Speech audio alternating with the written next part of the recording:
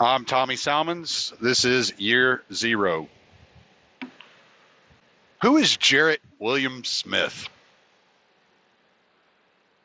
In reality, like when all the dust settles and there's documents being released years down the road, who is Jarrett William Smith going to be revealed as? Is he going to be a William Mitchell figure? A Ted Kaczynski? Or is he truly just some, I don't know, white nationalist separatist that wanted to go fight in the Ukraine and bomb some, I don't know, CNN or MSNBC or whoever the hell he was talking about bombing? Is he truly just some military member that's putting information on how to build bombs on the internet in chat rooms, teaching Ukrainian Azov battalion members how to build bombs via blueprints in chat rooms? Is that who he is? Why is it reported that when he joined the military, it was so he could fight in the Ukraine alongside neo-Nazi regiments, fascist elements like Azov Battalion and C-14? When I see a story like this, I automatically start questioning, who is this guy? Where did he come from? How come there are so many military members?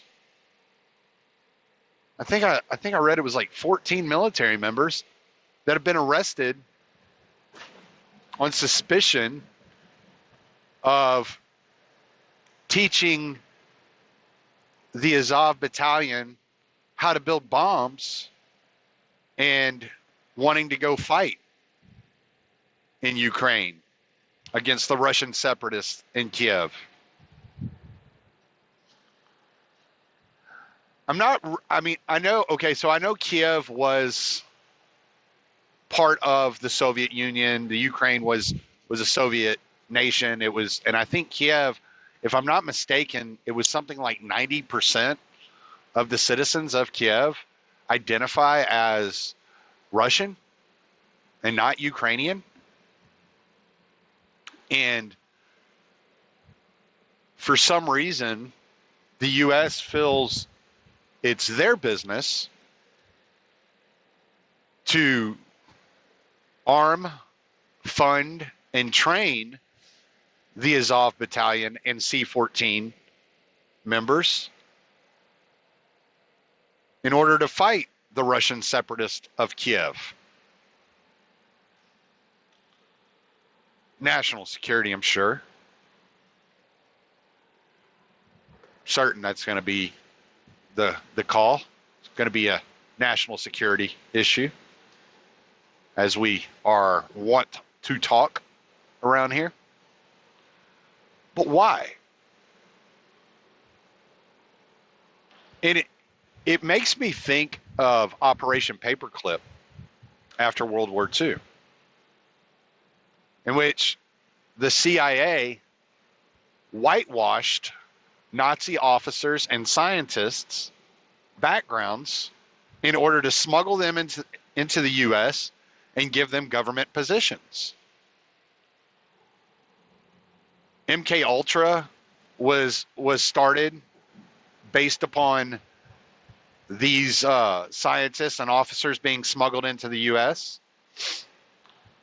The NASA was developed largely due to the technologies that the German scientists, the Nazi scientists, had assisted U.S. scientists in developing.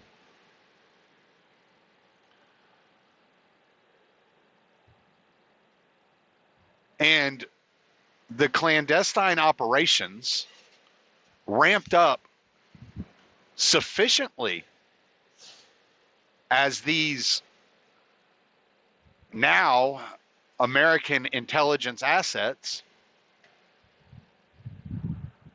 became part of the intelligence community of the United States. That wasn't the first batch of Nazis being smuggled out of the war zone by a United States intelligence member. Alan Dulles had run an operation smuggling Nazi officers out of Italy prior to Operation Paperclip. And we've all heard the suspicions that Hitler was not actually killed in Germany, that he was smuggled out of Germany and ended his life in Argentina. There are FBI documents that have been released that suggest that the FBI was investigating the possibility that Hitler was alive in South America as late as the 1960s.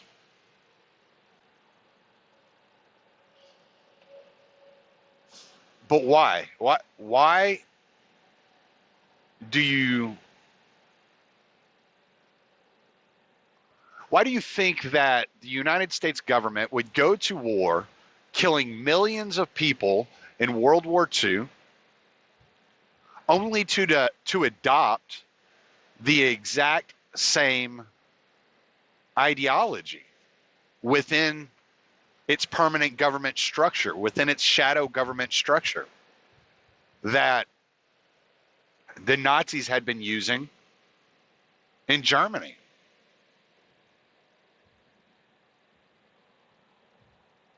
Was this another case of full spectrum dominance, knowing that after World War I, the United States was one of many superpowers? And by the time that the United States entered into World War II, it was obvious that it was going to be a sole superpower. As it hadn't lost the funding, it had prospered in business and in arms dealing.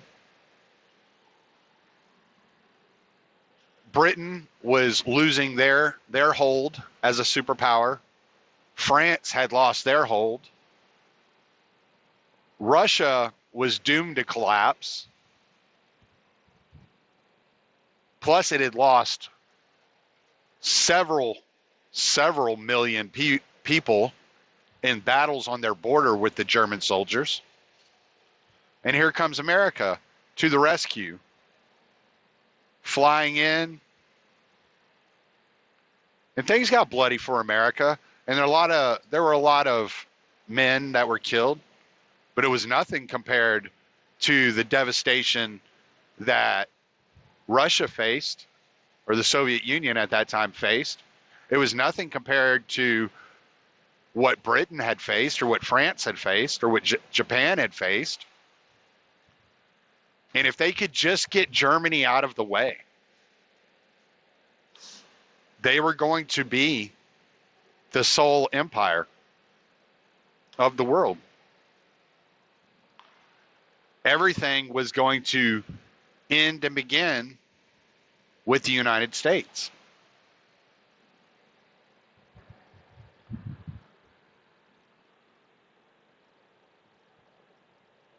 So, is it just an ends justifies the means?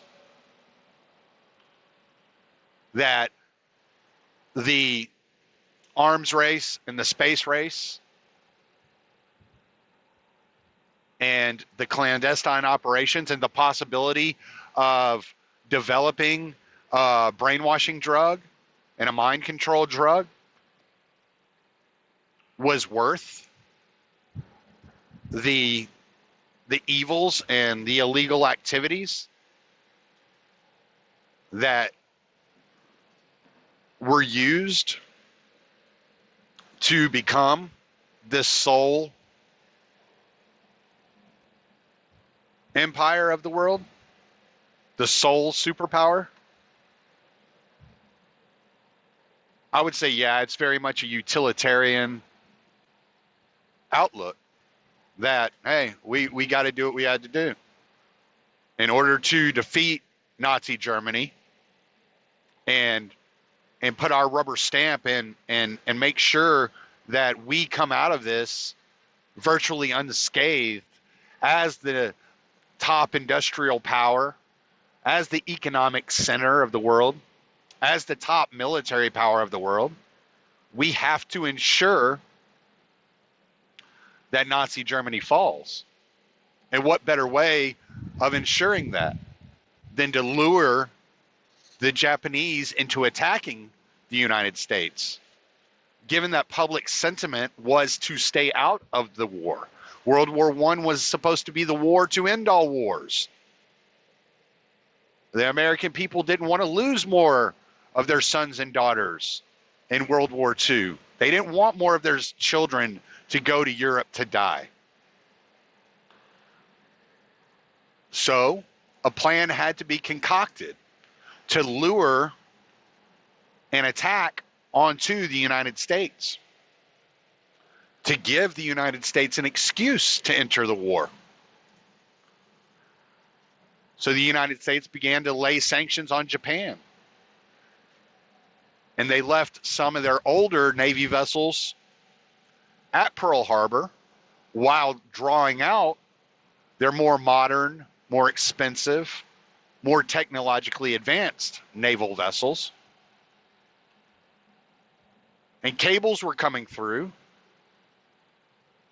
that revealed the attack was imminent on Pearl Harbor. They didn't know when, but they knew where. And as generals and people in the cryptography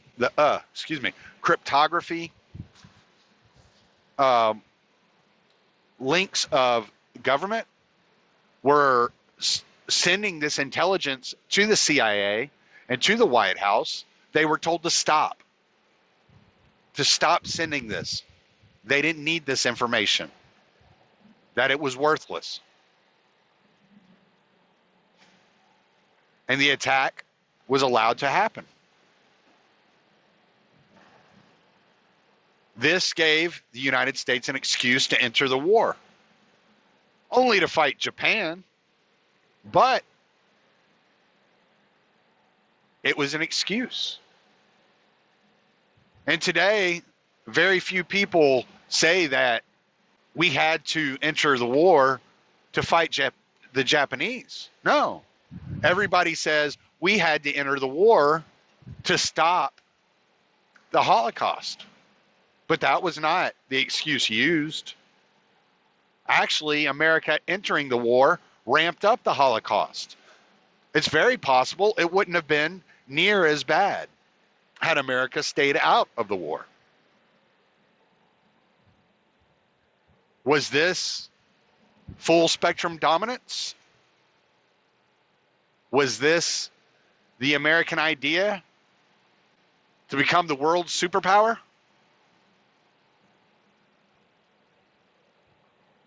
I would say yes. I would say that this was a opportunistic feat and venture by the United States intelligence agencies and the White House. If you remember, FDR was basically president for life at that point.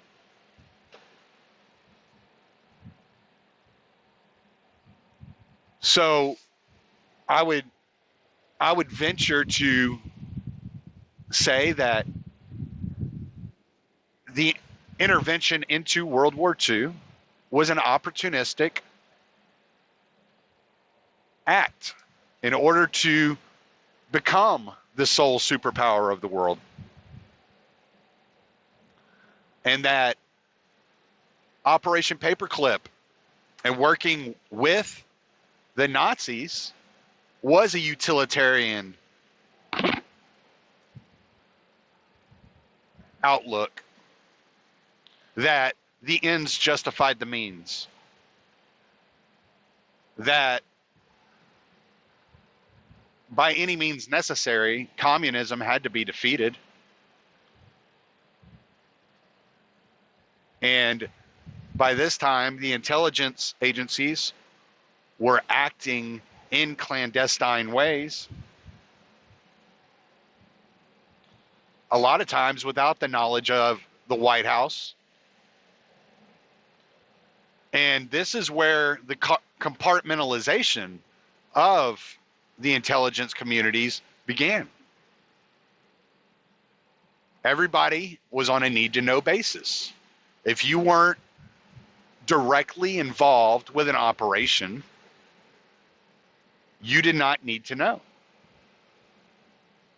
And we still see this today with the once labeled anti-communist jihadists, the Mujahideen, which are really a far right, nearly fascist, Islamist political ideology, far from the religion of Islam. The politics of Islam are about dominance,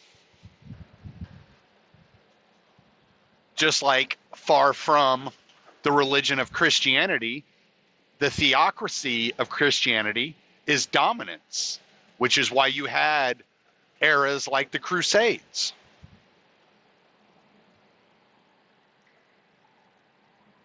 So you look at the continuation of the CIA and these intelligence communities operating and working with these far-right, fascist, Nazi organizations like RAM, organizations like Azov Battalion or C-14. And then you have to start wondering, these people that are being arrested by the FBI, what's the next thing we're going to hear about them? When do we next hear about them? Do we hear about their trials? Do we hear about convictions? Do we hear how much time they're going to serve? Or do they just get a change of identity and sent back out into the field as an asset? And in this way, you have to look at the different tiers of CIA, of intelligence. You have your intelligence officers, which are men and women that work for the Central Intelligence Agency. They actually carry around a CIA badge.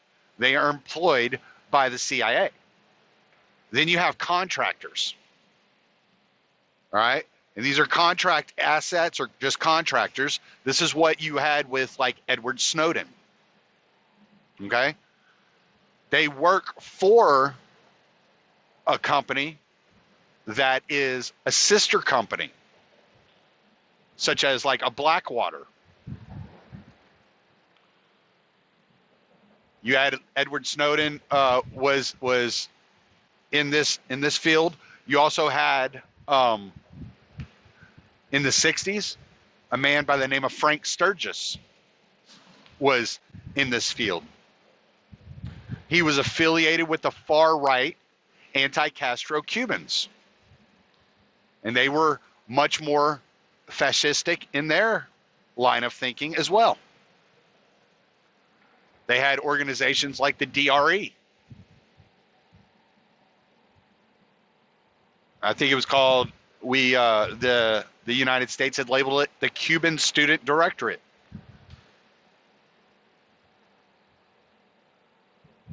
And they were operating in Operation Mongoose, along with George Joannides, along with James Jesus Angleton, along with Robert Crowley and William Corson, Dick Helms. All these infamous CIA names that you hear. But they were also working with Schlumberger, an oil company that had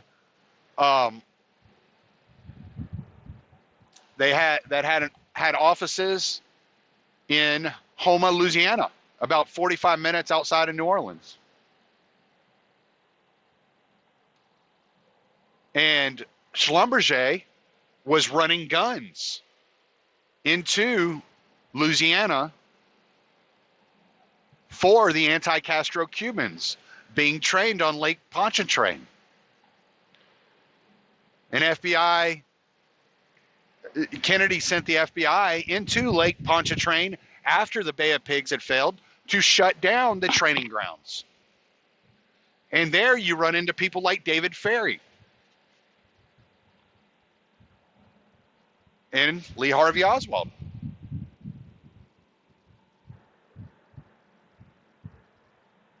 That were assisting in the training programs. Clay Shaw, also known as Clay Bertrand, was also operational. David Atlee Phillips, running the Mexico City CIA Bureau, was also involved at this time. So what is it? Why is it always the CIA involved with these far-right fascist-style organizations? Why are those so obsessed with fascism? It's not that hard to see. The CIA operates in the shadows as a totalitarian regime. They spy on everyone. They want to know everything. They want to control every aspect of life. They want to control information as per Operation Mockingbird. They want to control who is operating and politically active in other countries. So you get coups, such as in Iran or Guatemala. They want to control business interest and cronyism internationally so that they may enrich themselves and their friends. And so when you look at the Ukraine and you look at the Azov battalion and you look at the Russian separatists, you have to start asking yourself, why is it that the CIA has become so hard-pressed to go after Russia? When, in 2004, when Mitt Romney was running against Obama, it was either 2004 and 2008. And Mitt Romney brought up Russia as a threat to the United States. And Obama said something along the lines of the 80s called. They'd like their politics back.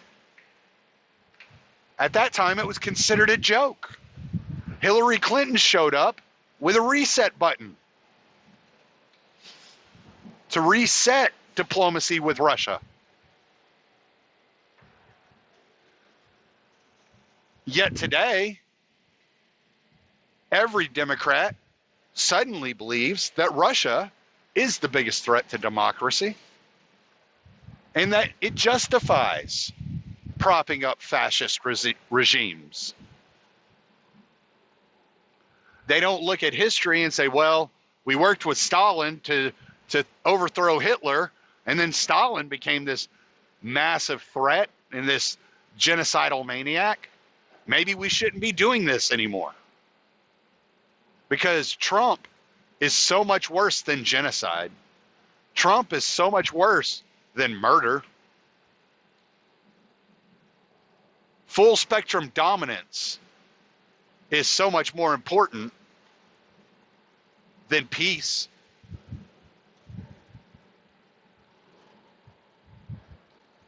Full spectrum dominance is so much more important than state sovereignty.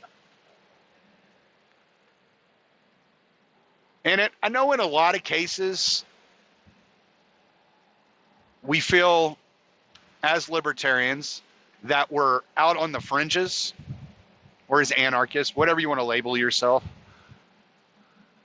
I'm using libertarian in the Rothbardian sense, not in the Nick Sarwark sense.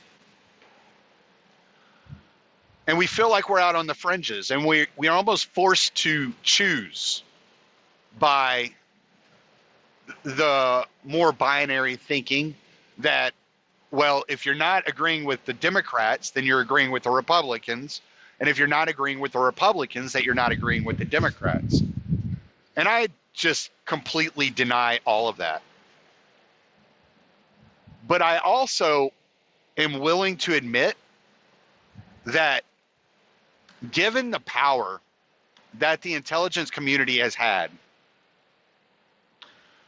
since its inception in 1947, actually prior to that, if you look at the cryptographers that led into the development of the NSA, that was actually began in 1917 during World War I to decipher messages by telegram, not by telegram, by telegraph, going over the wire.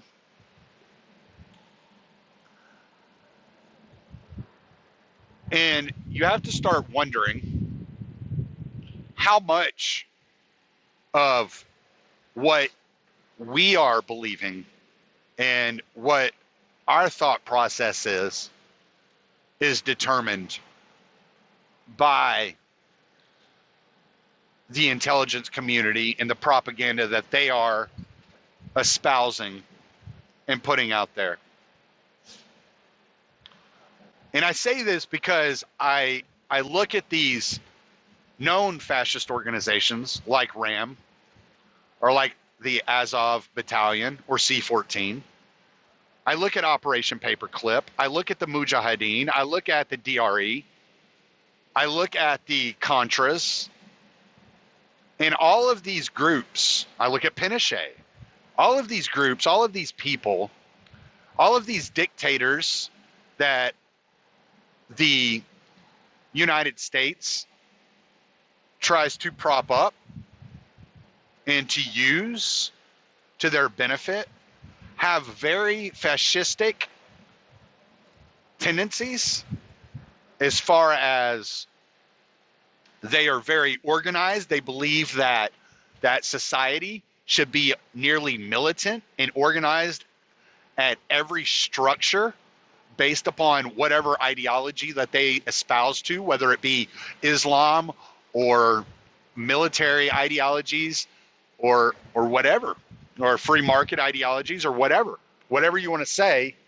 There are fascistic tendencies to every group that the CIA works with. And though the Cold War has ended, the war on the more nationalistic and more socialistic aspects of foreign governments has not ended. When Russia operates, when you hear Vladimir Putin talk, he is talking about the Russian people, always talking about how he wants to help the Russian people. He is very dedicated to his country and to his people. When you look at Assad and you look at the nationalizing of their oil and his determination to run all their private businesses, their telephone companies, their banks and everything, there nationally, and not allow international corporations to intervene, you realize that the white helmets are a proxy for international cronyism. when you look at the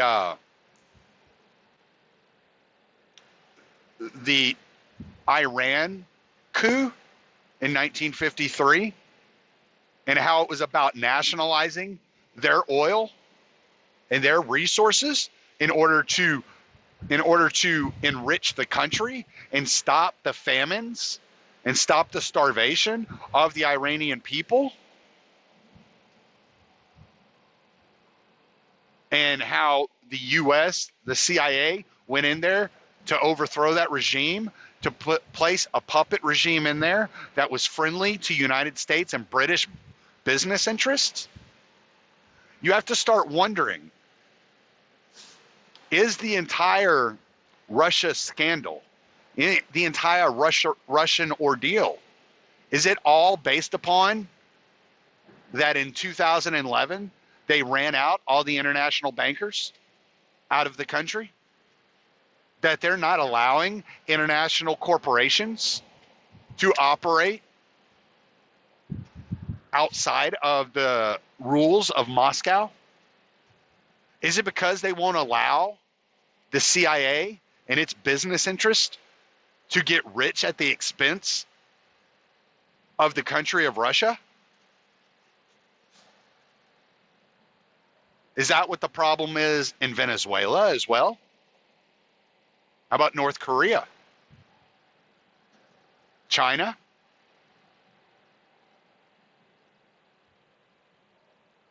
It seems to me like America's major problem with every nation that it wants to continue to bomb and fight is that that nation, that those people of that nation want the resources to enrich themselves and not international business interests. And that the CIA's dedication and their real allegiance lies in the expansion of these business interests in order to complete their ideology of full spectrum dominance.